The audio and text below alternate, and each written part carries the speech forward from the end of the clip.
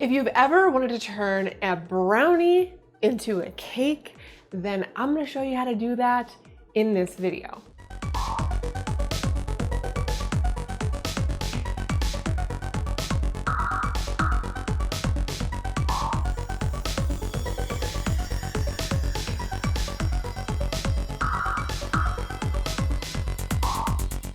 I'm a firm believer in the idea that you can turn just about any dessert into a cake, including brownies. Now, a few days ago, I posted a video that went a little more in depth about brownies, and I showed you how to make a fudgy brownie. I'm gonna link that down in the description if you wanna learn more about brownies. But we're gonna be taking that basic recipe and changing it up a little bit to make the brownies a little bit more sturdy, a little less fudgy, so that you would be able to stack it up in layers to make a multi-layer cake if you so choose. Now, I'm just gonna show you a very simple 8-inch round with some fudgy chocolate frosting and rainbow sprinkles. Super easy, but if you like to kind of play around with different, variations of cakes, then definitely give this brownie version a go. But let's get into some more of the details.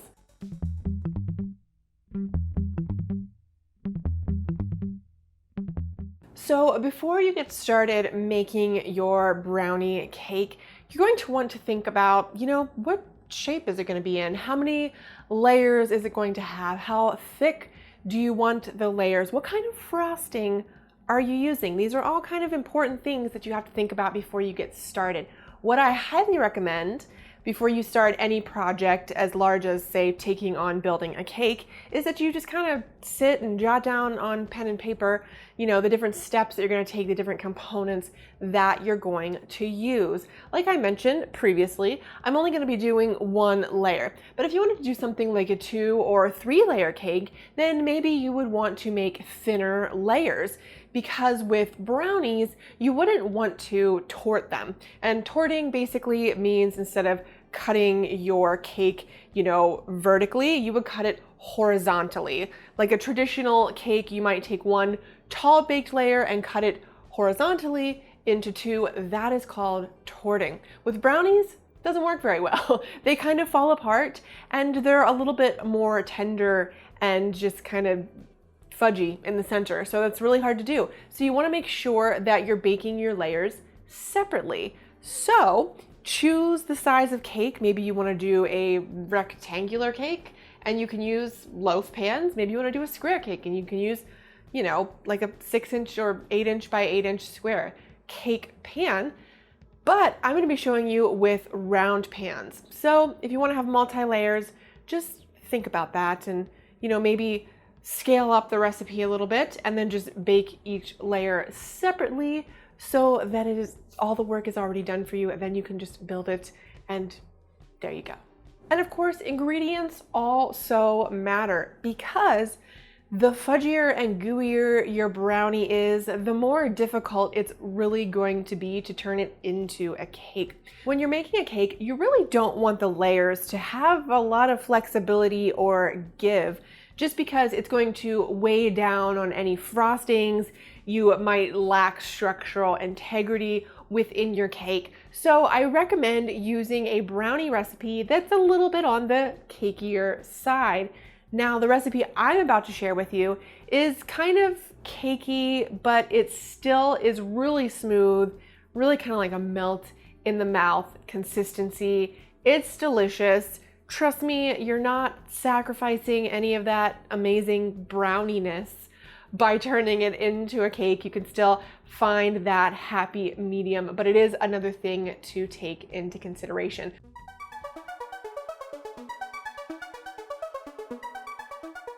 Now, I have a very specific way that I like to prepare pans for brownies.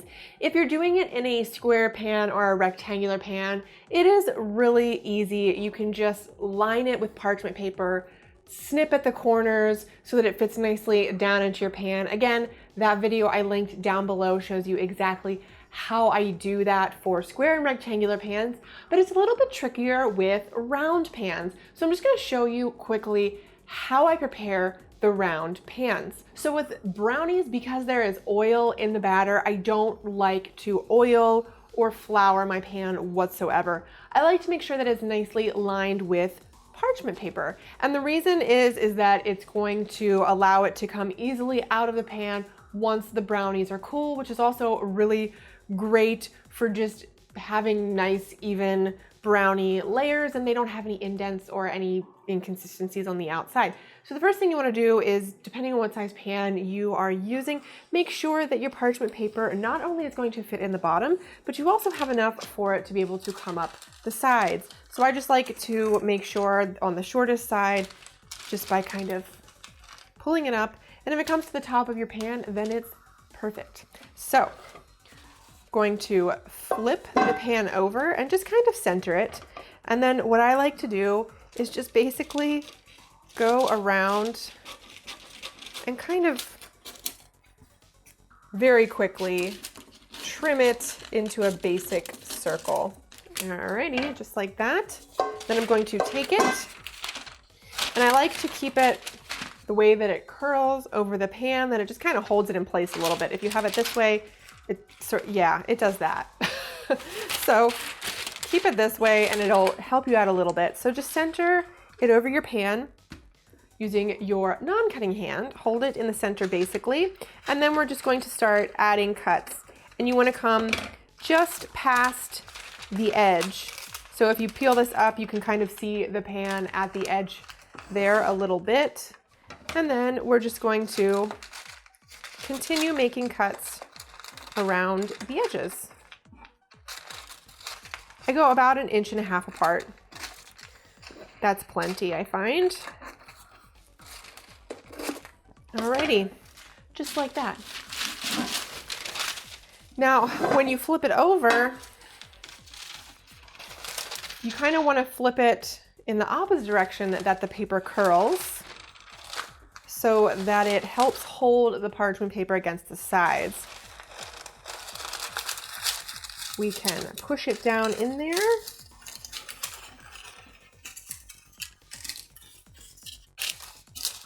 And there you go.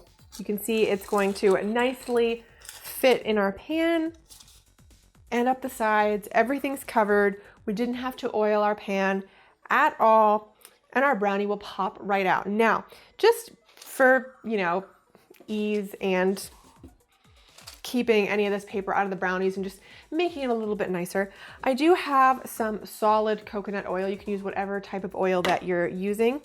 And I'm just going to take a little bit of this right around the top edge, and that can help tack your parchment down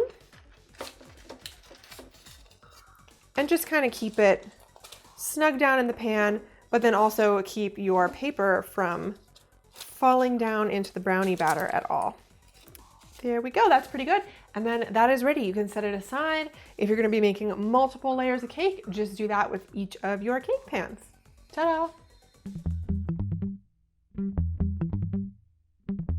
So with whatever brownie recipe you are using, if you want to make them a little bit sturdier, if they're, say, a super fudgy brownie recipe, it's actually really simple.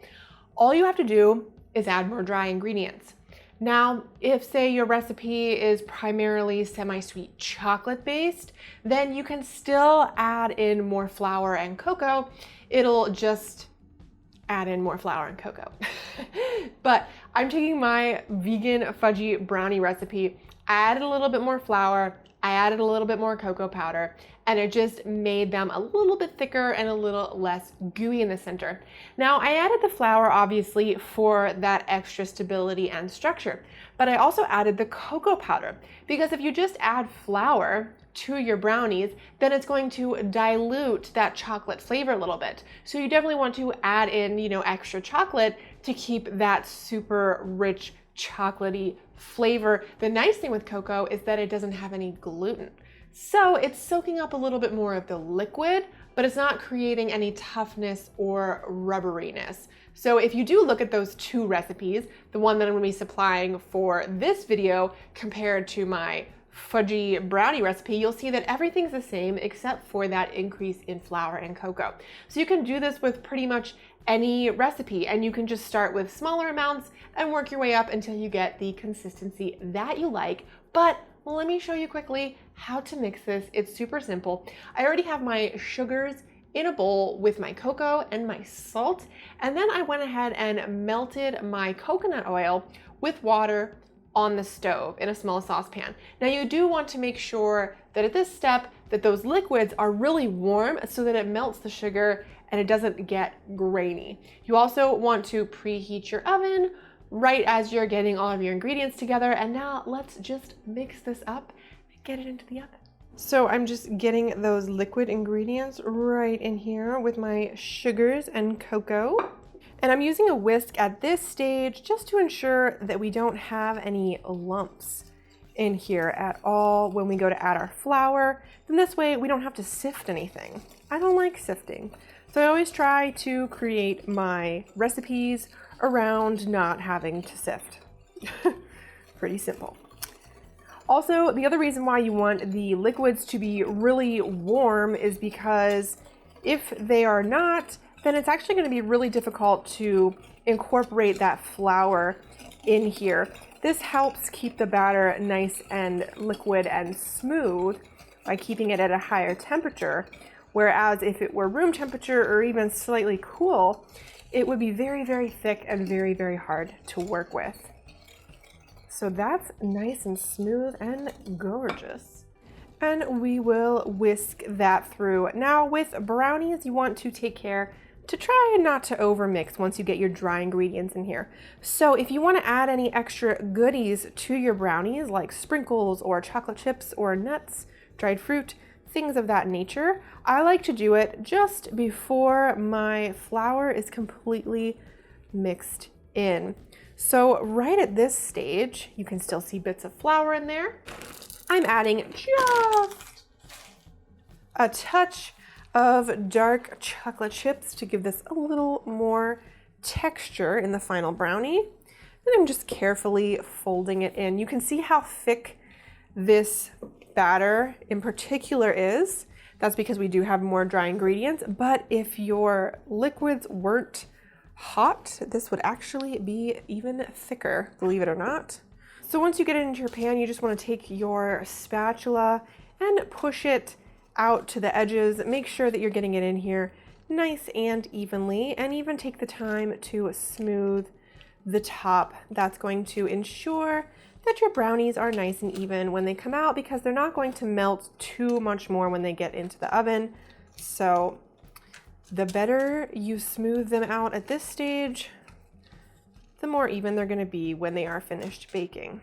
And I'm even just going to take a spatula in here. The nice thing is that there is oil in these brownies, so it helps the spatula to go nicely over the top, especially if you use somewhat of a light touch. The harder you press on this batter, the harder it is to smooth out. But there we go. That looks perfect. This is going to go into my 350-degree Fahrenheit oven for 30 minutes. I'm going to set a timer.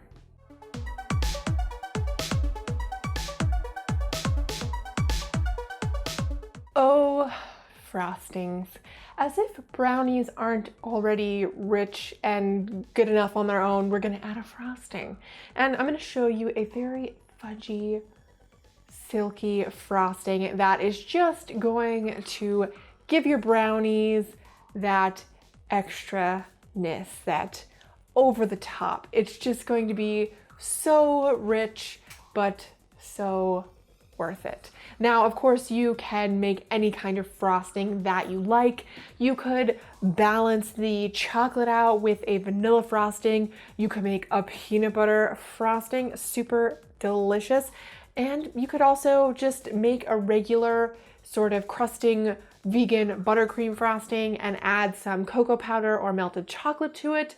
You could do a lot of different things. Ooh, even cream cheese, a vegan cream cheese frosting on a brownie cake would be divine. Now, the recipe that I'm about to show you, it ends up being like eating a kind of like a candy bar. I mean, it's pretty rich. It's pretty decadent. It sets up nicely. It's a little bit sturdier and thicker, but it's so good. And it's only made out of a few ingredients. Now, to get started, I got some of my butter, half to be more specific, and my chocolate. I'm using a dairy-free vegan dark chocolate chip. If you decided to put chocolate chips in your brownie, then you could just use those same chocolate chips for the frosting. I got those onto a double boiler. You want to get them melted. Of course, you can also do this part in the microwave. Totally up to you. You just don't want to burn your chocolate. Oh, and the other important thing worth mentioning about this particular frosting is that you want to make it ahead of time. If you can make it the night before, perfect, great, super best option, probably, yes, okay. But if you forgot or you're gonna make it the same day as you're making your brownies, it needs time to set up and cool down, or cool down and fully set up. Either way. But the chocolate gets melted and then we add hot water to melt the sugar. So it's going to be very liquid when you first make it. You need it to set up to a spreading consistency, which can take a while. So I would recommend that as soon as you get your brownies done and in the oven, you make your frosting. Then that way, while your brownies cool completely, your frosting has plenty of time to set up. But yeah, let's get back to making the frosting. So my chocolate and half of my butter has melted beautifully. That looks amazing. Hello. Okay, I've got my sugar, and then we're gonna take the other half of our butter. You wanna make sure that it is very room temperature, very soft. It's just going to make your life easier getting it mixed into the sugar here. So I'm just going to get the butter and the sugar incorporated with a spatula, super easy peasy. I'm just doing this until it's evenly incorporated and there's no lumps of sugar. Ooh, that looks perfect. And then we're gonna take some hot water and add it in. And the reason you want it to be hot is it's going to make sure that our sugar is melted, completely melted down and smooth, so we don't have any grittiness in our final frosting. That looks pretty good. Let's get our chocolate in here. Now your chocolate doesn't need to be cooled at all. It can just go straight into the bowl as soon as it's melted down with the butter. And we're just going to mix this until it's fully combined, nice and smooth. You can see how liquid it really is at this point, but again, just let it sit until it becomes a spreadable consistency.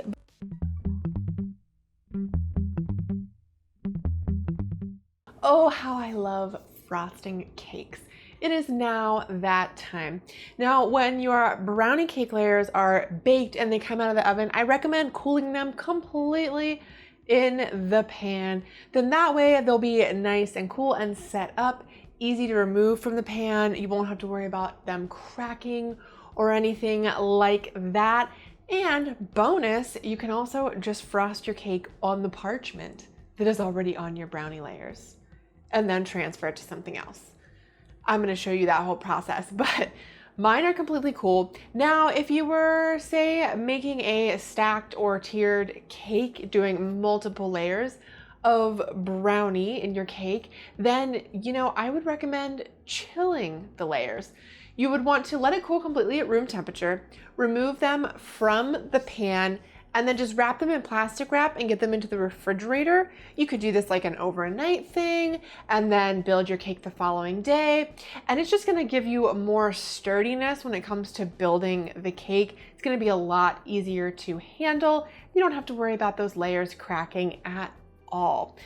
Now, I also made that frosting. It is set up and ready to be used. And I have some rainbow sprinkles on standby because this is like a birthday cake brownie. So let's decorate it. So I've got my cake round here. You can just grab it by the edges and it should slide straight up out of your pan just like that.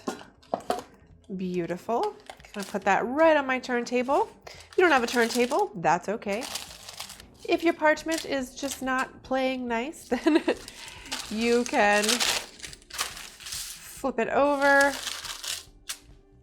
and put your brownie layer back down. Now it's nice and flat. So we can frost it, and then you can just move the cake off of the parchment onto something else, and it's nice and clean. And then you can get rid of the parchment. So multi-purpose. Got my luxurious chocolate frosting here. It is a nice spreadable consistency.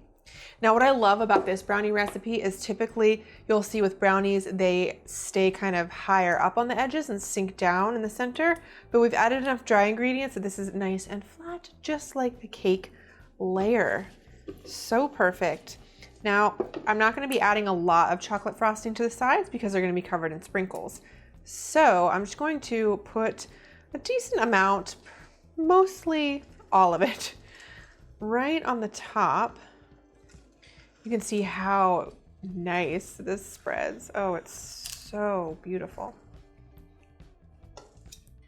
And then whatever comes out over, I'm just going to push down the edges.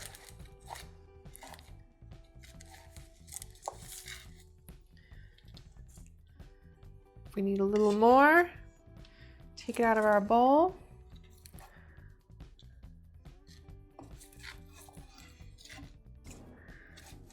Okay, and then I'm just spinning my turntable until it's smooth. Now, I don't have a thick layer on the edges by any means, and you can still see the brownie through it. Totally fine, because I just want enough on there to stick the sprinkles down, and then I'm just going to pull in from the edges to clean it up.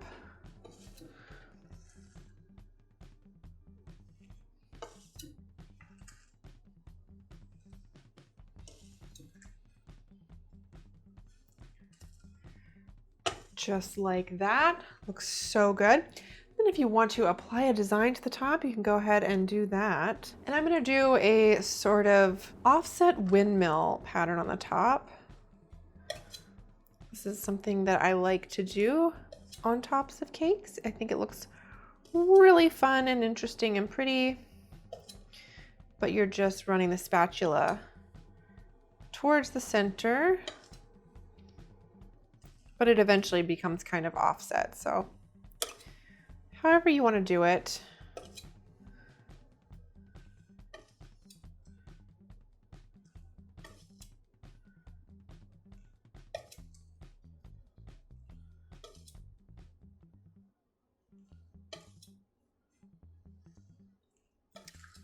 That looks good. It looks interesting. Now we're going to add the sprinkles. So to do sprinkles, I like to have them on a plate with an edge that just keeps them from going out everywhere. And so with cakes like this, I just like to pull them right over to the edge of my turntable. You can fold that down and just, it's nice if you have a lip under your turntable. This is holding the parchment as well as allowing that to be exposed, and it's all going to fall back down onto the plate. And that just keeps it really nice and clean. And I always like to come up a little bit over the top edge when I'm doing sprinkles or anything on the side. It just gives it a nice finished look. Okay, and then as you turn, you'll just want to kind of turn your cake to make sure that it's staying over at the edge. Reposition and keep going.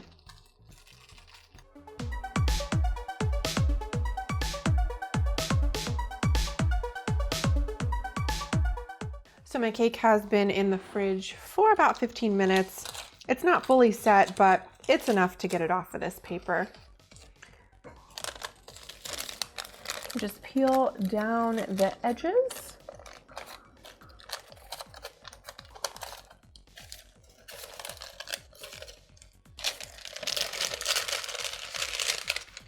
Slide my hand right in there. Boom. And that's done. It's on the plate. And at this point, you can go ahead and serve it. Now, if you are doing a multi-layer cake, I would recommend chilling it a little bit longer before you transfer it, just so you're not gonna have any movement within your cake, but this little 1-layer guy is ready to go. Let's slice into it.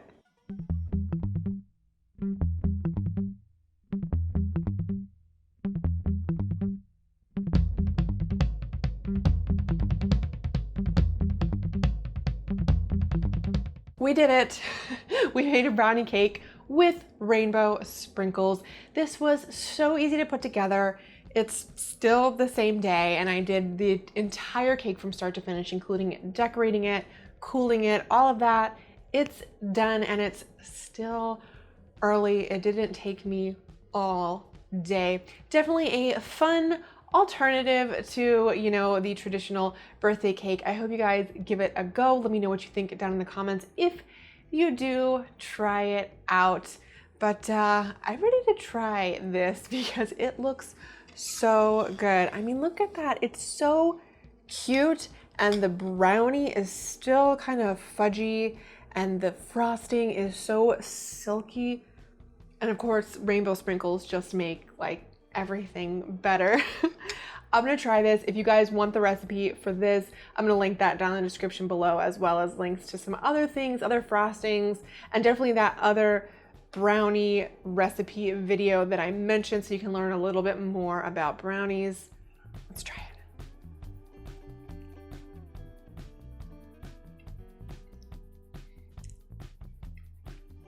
So good. So good.